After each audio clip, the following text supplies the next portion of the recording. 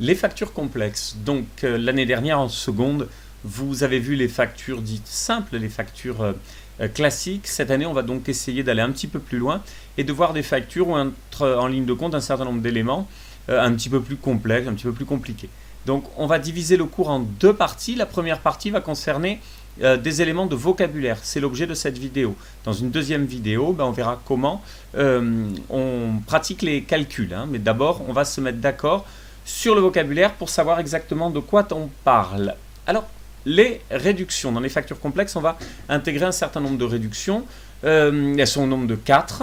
La première de ces réductions, c'est la remise. Alors, la remise, c'est une réduction qui est accordée au client parce que, en un achat, il va acheter une quantité importante ou atteindre un chiffre d'affaires que l'on juge suffisamment important pour lui donner une remise. Donc c'est assez classiquement le client qui a pris 4 cartons de 6 bouteilles et on va lui faire 5% de remise. Deuxième réduction, c'est le rabais. Alors le rabais, c'est un petit peu différent. La raison pour laquelle on fait cette réduction, c'est pas pour une question de volume d'achat ou de chiffre d'affaires atteint. Non, le rabais, c'est plutôt, c'est précisément parce que le produit ne correspond pas exactement à ce que le client est en droit d'attendre ou le service ne correspond pas exactement à ce que le client est en droit d'attendre. Je m'explique. Je vais acheter un frigo et je vais aller me rendre chez le vendeur et là il va me proposer un frigo qu'il a en stock mais qui est rayé. Moi je ne suis pas prêt à acheter ce frigo là au prix catalogue, au prix plein. Je vais être par contre tout à fait disposé à l'acheter parce que le vendeur va me proposer un rabais. Il va me dire, écoutez, comme le frigo a un défaut, je vous le fais 20% moins cher.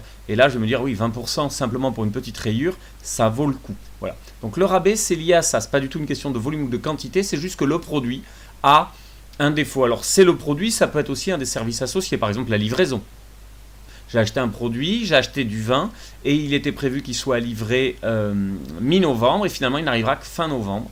Eh bien, dans ce cas-là, le vendeur peut m'octroyer un rabais. Je vais lui demander et pour essayer de me conserver comme client, il va m'accorder un rabais. Troisième réduction, c'est une réduction qui est là encore comme la remise, axée sur un volume d'achat, donc une quantité ou un chiffre d'affaires atteint, mais contrairement à la remise, c'est pas en un seul achat, ça va être en plusieurs, sur une période.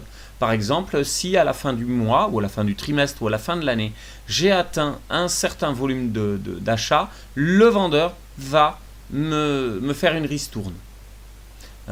On est bien d'accord. La ristourne est assez proche de la remise, simplement elle est généralement elle est sur une période assez longue et donc du coup elle fera l'objet d'une facture spécifique, une facture qu'on appellera une facture d'avoir. C'est une facture où je dis au client je vous dois des sous, le client donc a un avoir. Dernière réduction, c'est une réduction qu'on appelle une réduction financière, on parlera d'escompte. Alors c'est quoi ? En général, avec un client professionnel, un client qui a un compte, je vais lui octroyer des délais de paiement. On va avoir convenu, par exemple, qu'il me paye à 30 jours fin de mois.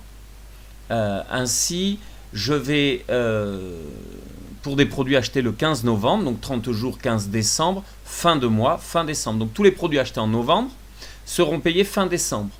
Évidemment, le client, ça l'arrange. Moi, vendeur, ça m'arrange un petit peu moins.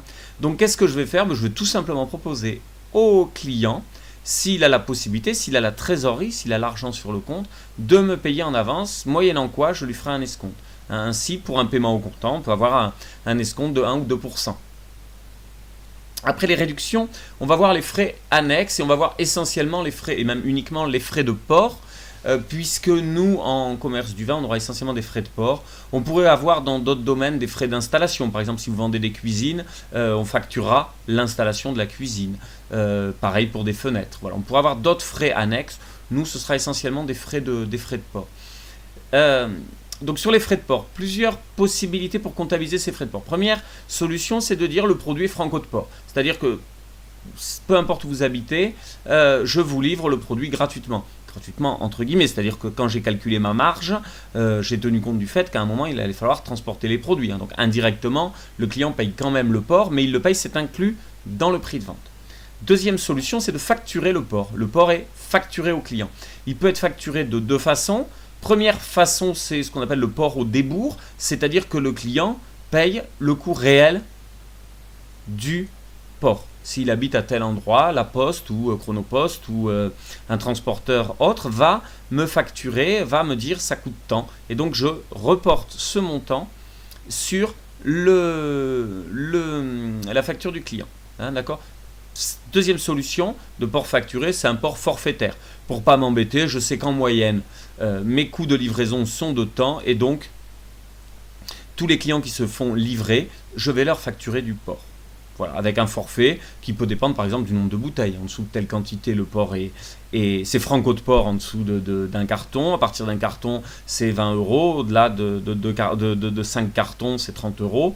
Ou au contraire, c'est franco de port si le client achète suffisamment. Auquel cas, ça devient presque une remise, les frais de port. Mais franco de port, on ne paye pas. Port facturé, on facture le port et on le facture sur la facture donc d'achat au prix soit forfaitaire, soit au prix coûtant. Autre façon de traiter les frais de port, c'est de dire au client, écoutez, moi je vais dire au transporteur de vous livrer et le port est dû. Vous devez les frais de port au transporteur. Donc c'est le transporteur qui facture les frais de port directement au client. Voilà. Donc, concernant les factures complexes, deux choses. On va rajouter des réductions au nombre de 4 et des frais annexes, essentiellement nous concernant des frais de port.